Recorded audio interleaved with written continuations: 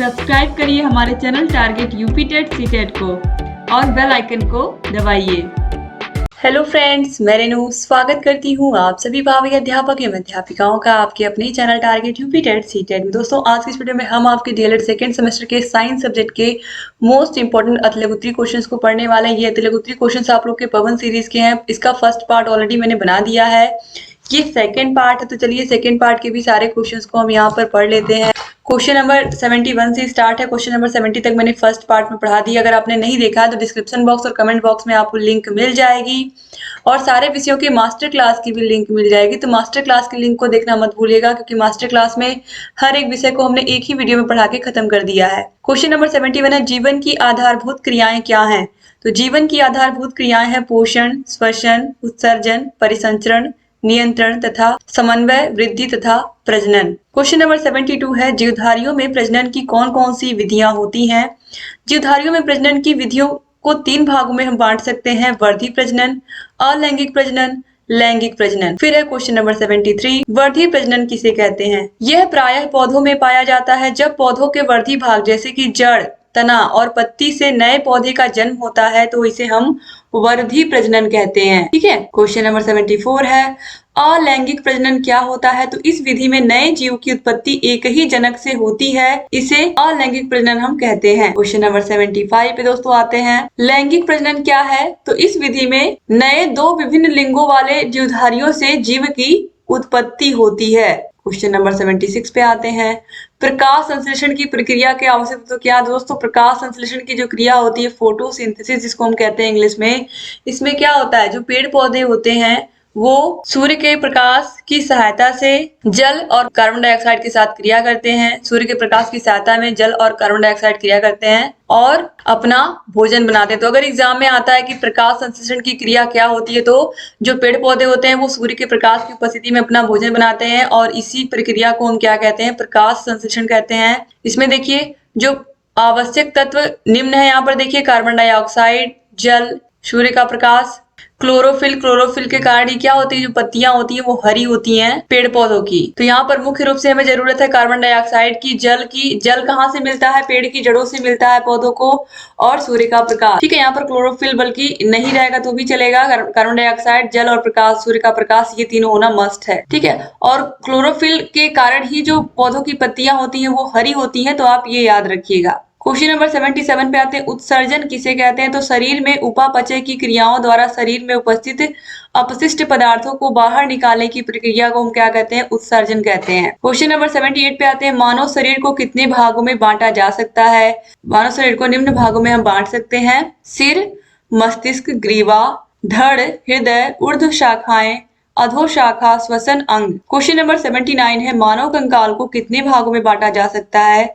मानव कंकाल को 2 भागों में बांटा जा सकता है, अक्षीय कंकाल और अनुबंधी कंकाल। क्वेश्चन नंबर 80 है, पेशियां कितने प्रकार की होती है? तो पेशियां 2 प्रकार की होती हैं, ऐच्छिक पेशियां और अनैच्छिक पेशियां। क्वेश्चन नंबर 81 पे आते हैं, मनुष्य में कितने प्रकार के दांत पाए जाते हैं? तो 4 प्रकार के दांत पाए जाते हैं। क्वेश्चन नंबर 82 है, भोजन में पाए जाने वाले पोषक तत्वों के नाम बताइए। तो कार्बोहाइड्रेट, प्रोटीन, वसा, विटामिन, खनिज, रफेज। क्वेश्चन नंबर 83 है, रफेज किसे कहते हैं?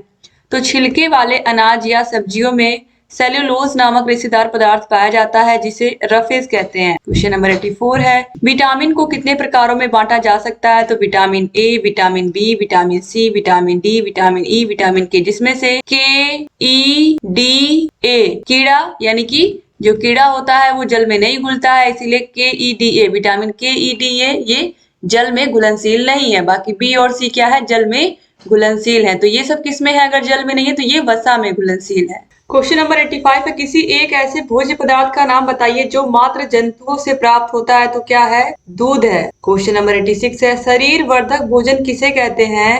तो प्रोटीन युक्त भोजन को शरीर वर्धक भोजन कहते हैं, क्योंकि जो लोग को बॉडी बनानी होती है वो लोग क्या करते हैं? प्रोटीन बहुत खाते हैं, जैसे कि बॉडी बिल्डर हुए। क्वेश्चन नंबर 87 है, मनुष्य को प्रत्येक दिन अपने भोजन में कितने पानी की आवश्यकता होती है? तो 1.5 से लेकर के 2 लीटर पानी तो कम से कम पीना ही चाहिए प्रत्येक व्यक्ति को। क्वेश्चन नंबर 88 है, कुपोषण क्या होता है?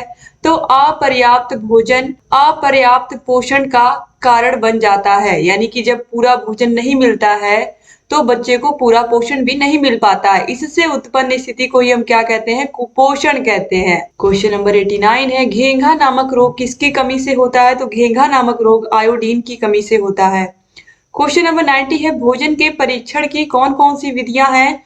तो भोजन के परीक्षण की निम्नलिखित विधियां हैं, अंतराल से उबालना और ठंडा करना, सुखाना, ठंडा करना, अचार तैयार करना, रसायनों द्वारा और डिब्बाबंदी करके। क्वेश्चन नंबर 91 है, कुछ प्रमुख संक्रामक रोगों के नाम बताइए। तो हैजा, टीबी, खसरा, टाइफाइड, डिप्थीरिया, पेचिस, सुजाक, पीलिया, प्लेग, चेचक, कुकुर खांसी तथा टिटनेस आदि। दोस्तों ये सब, दोस्तों यहाँ पर देखिए संक्रामक रोगों के नाम लिखा हुआ है। यहाँ पर संक्रामक रोग नहीं बल्कि यहाँ पर क्वेश्चन होना चाहिए था कि कुछ जीवाणुओं से होने वाले रोगों के नाम बताइए। यहाँ पर क्या होना चाहिए था क्वेश्चन, जीवाणुओं से होने वाले रोगों के नाम बताइए। और यहाँ पर आप देखिए, ये जितने भी यहाँ पर आप देख रहे हो, क्वेश्चन नंबर 91 है, कुछ प्रमुख संक्रामक रोगों के नाम बताइए। दोस्तों यहाँ पर संक्रामक रोगों का नाम पूछा तो संक्रामक रोगों में सबसे पहले हैजा आता है, फिर टीबी आता है, खसरा आता है दोस्तों, मियादी बुखार यानी कि टाइफाइड आता है, फिर डिप्थीरिया, पेचिस, सुजाक, पीलिया, प्लेग, चेचक, कुकुर खांसी तथा टिटनेस, ये सभी क्या है, संक्रामक रोग हैं। इसके बाद क्वेश्चन नंबर 92 है, शारीरिक व्यतिक्रम किसके कारण होता है? दोस्तों खराब भोजन, दूषित वातावरण तथा सूक्ष्म जीवों के प्रकोप से शारीरिक व्यतिक्रम होता है। क्वेश्चन नंबर 93 है, संक्रामक रोग किसे कहते हैं? दोस्तों संक्रामक रोग एक ऐसा रोग है जो किसी एक व्यक्ति से दूसरे व्यक्ति तक प्रत्यक्ष या अप्रत्यक्ष रूप से पहुंच जाता है।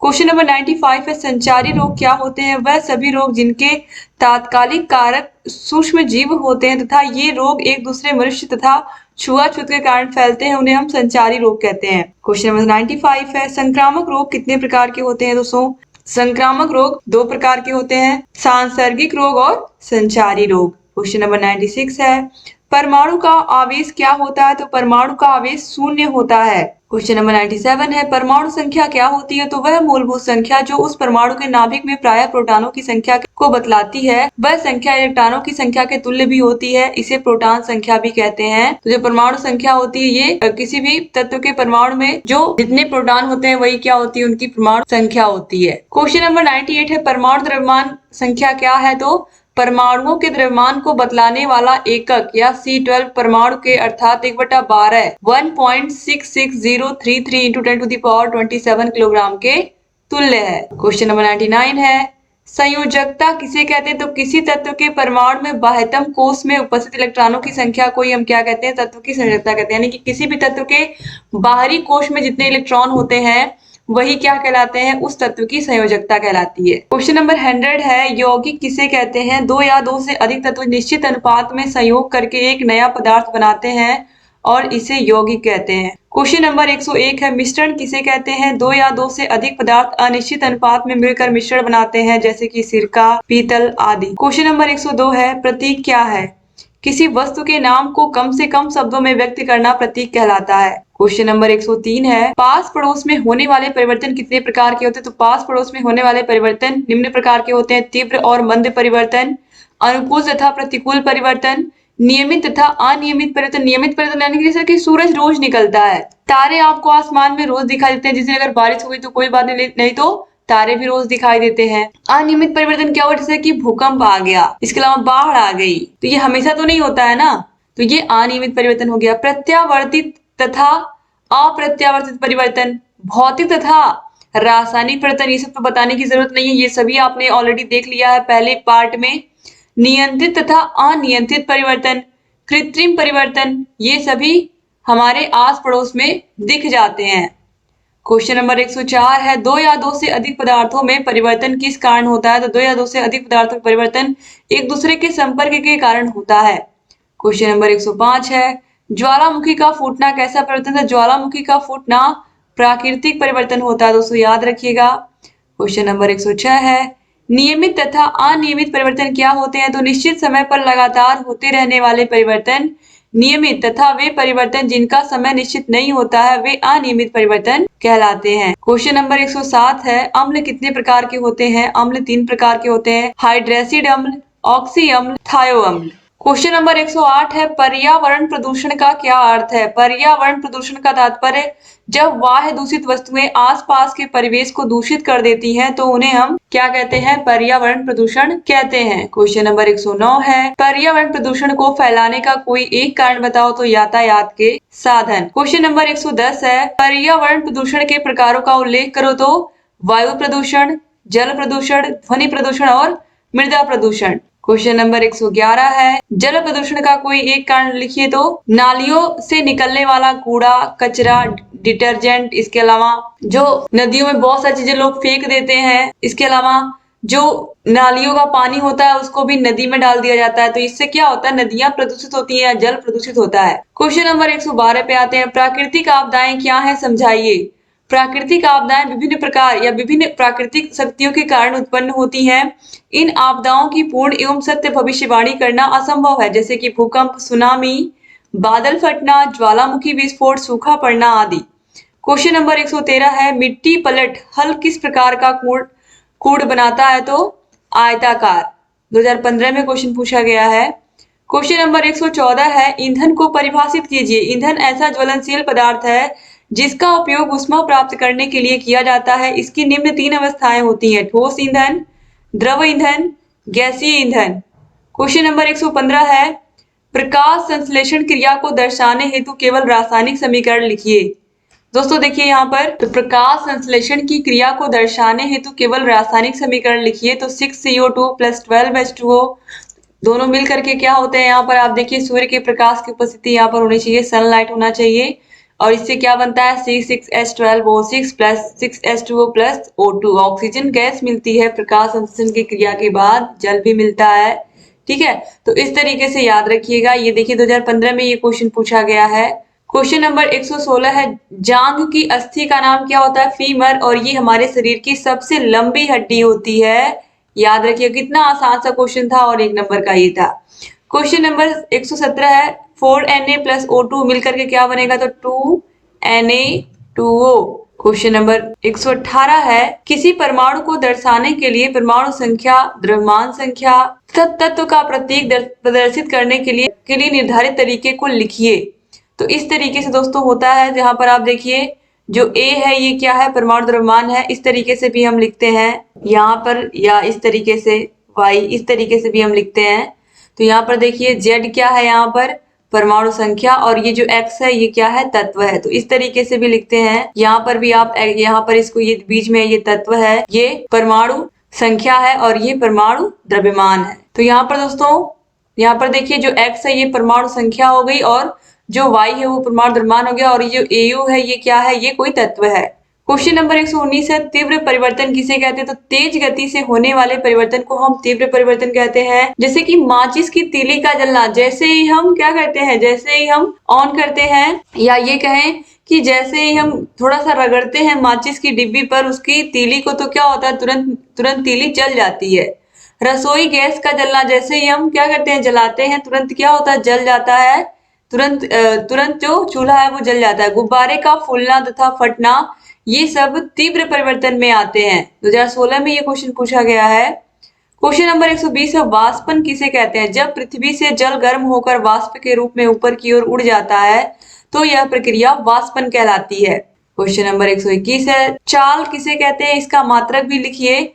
तो किसी वस्तु द्वारा एकांक समय में चली गई दूरी को चाल कहते हैं। इसका मात्रक मीटर/सेकंड होता है। चाल बराबर दूरी बटे समय। तो एकांक समय में अगर समय जो है उसको हम 1 सेकंड मान लें और दूरी 1 मीटर मान लें, तो एकांक समय में चली गई दूरी को ही हम क्या कहते हैं, चाल कहते हैं। चाल बराबर दूरी का मात्रक मीटर और समय का मात्रक सेकंड, तो मीटर/सेकंड हो गया। क्वेश्चन नंबर 122 है फसल चक्रण या फसल चक्र क्या है, तो किसी खेत में एक निश्चित समय में एक फसल के बाद दूसरी फसल लेने की क्रिया को जिससे भूमि की उर्वरा शक्ति नष्ट न होने पाए हम फसल चक्रण कहते हैं। क्वेश्चन यहाँ पर देखिए इसके बाद, अर्थात भूमि के किसी निश्चित भाग पर नियत समय में फसलों का इस क्रम में से बोया जाना कि भूमि की उर्वरा शक्ति भी कम न होने पाए और उपज भी अच्छी मिले, इस प्रकार की अदला बदली को हम फसल चक्रण कहते हैं। क्वेश्चन नंबर 123 है तृतीय प्रकार के उत्तोलक के कोई 2 एग्जाम्पल लिखिए। तो चिमटा और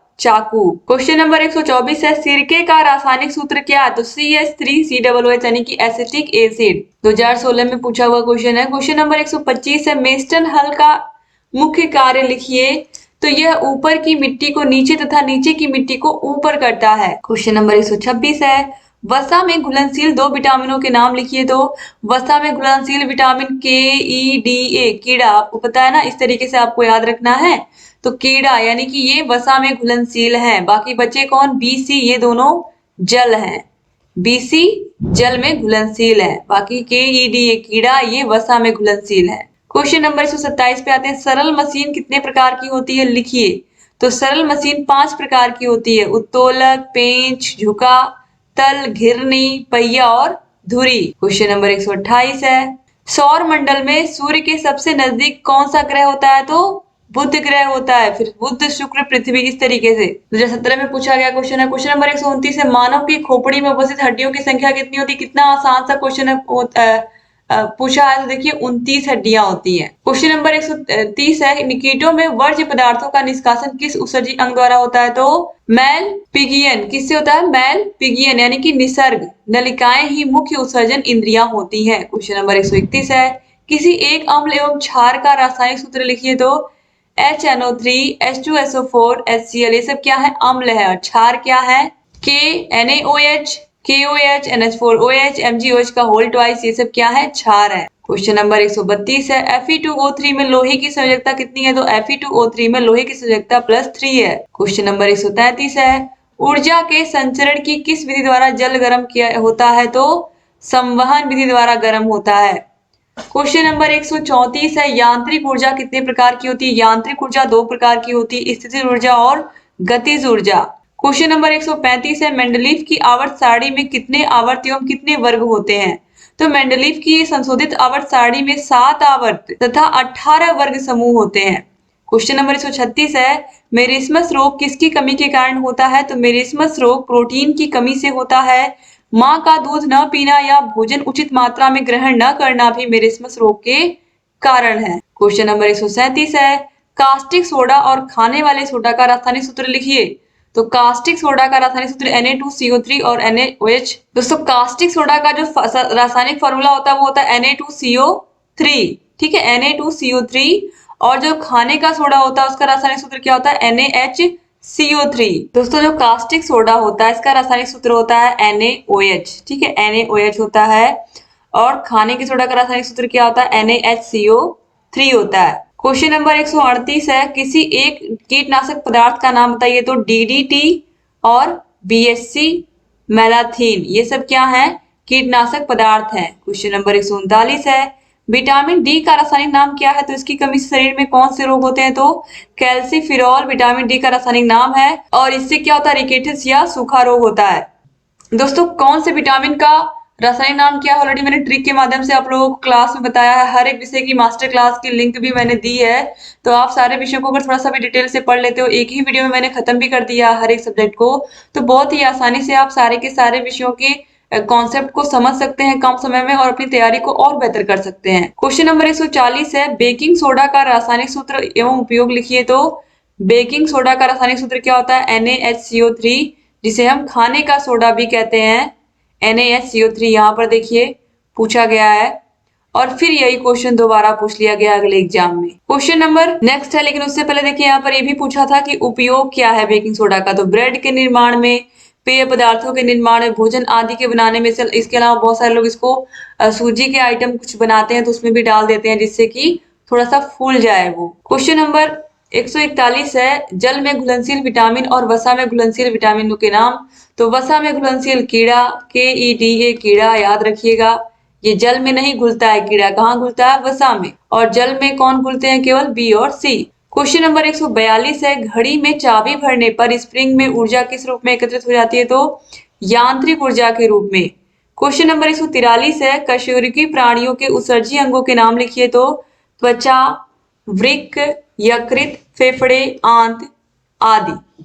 क्वेश्चन नंबर 144 है, कार्य किसे कहते हैं? इसकी इकाई लिखिए। तो कार्य किसी वस्तु पर बल लगाकर बल की दिशा में विस्थापित करने को हम कार्य कहते हैं और इसकी इकाई क्या होती है? जूल होती है। ये सब देखिए क्वेश्चन पूछे हुए हैं आप लोग के एग्जाम में।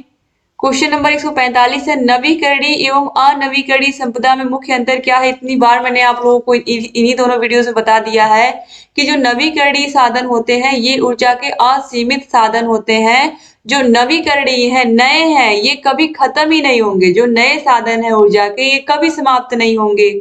जैसे कि जल ऊर्जा, पवन ऊर्जा, सौर ऊर्जा, ये सब नवीकरणीय साधन है, ये सब कभी नहीं खत्म होंगे। ठीक है।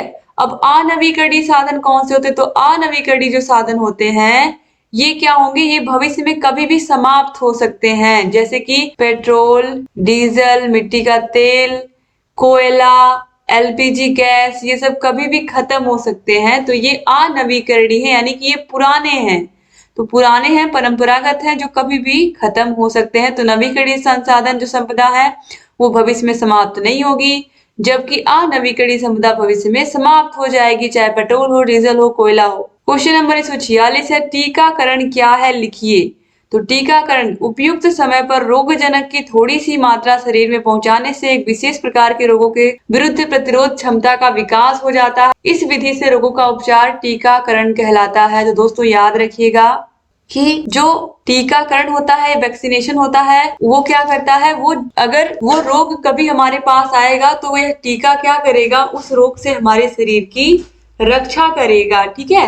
तो इस तरीके से यहाँ पर आपको समझ में आ गया होगा। आपने देखा भी है कि कोरोना वायरस के टीके लोगों को लगे ताकि फिर वो उनको ना हो। बच्चों को बीसीजी का टीका प्रथम बार जन्म से 9 माह के अंदर व दूसरी बार 5 वर्ष बाद लगवाना चाहिए बीसीजी का टीका।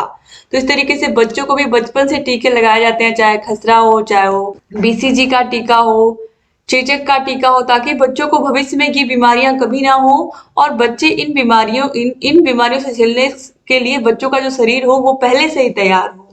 तो इस तरीके से दोस्तों उम्मीद करती हूँ कि आप लोगों को वीडियो पसंद आई होगी। आप लोग सारे वीडियोस को देख रहे होंगे। आपका फर्स्ट पेपर पूरा मैंने पढ़ा के खत्म कर दिया। वर्तमान भारतीय समाज में प्रारंभिक शिक्षा, हर उसके पवन से जाजन सीरीज को मैंने पढ़ा दिया है। सेकंड पेपर प्रारंभिक शिक्षा के नवीन प्रयास को भी पूरा पढ़ा दिया है। और आप लोग का जो साइंस है इसको भी मैंने पूरा खत्म कर दिया है। तो आप सारे के सारे विषयों के देख सकते हैं, चाहे पवन सीरीज की वीडियोस हो, राजन सीरीज की वीडियोस हो, सारे विषयों की वीडियोस को आप पढ़ सकते हो। सारे विषयों की मास्टर क्लास देख सकते हो। सारे विषयों के प्लेलिस्ट ऑलरेडी आपको डिस्क्रिप्शन बॉक्स और कमेंट बॉक्स में मिल जाएगी। और जहां कहीं कोई भी समस्या आ रही है तो आप कमेंट बॉक्स में कमेंट करके हमसे पूछिए, हम आपको उसका आंसर देंगे। और आपकी जो तैयारी है उसको बहुत बेहतर कराना हमारी जिम्मेदारी है। बस आप सारे वीडियोस को देखते रहिए और जहां कहीं कोई भी समस्या आ रही है हमसे बताते रहिए। थैंक यू सो मच दोस्तों वीडियो को पूरा देखने के लिए। एक बार फिर से आप सभी का बहुत धन्यवाद। जय हिंद।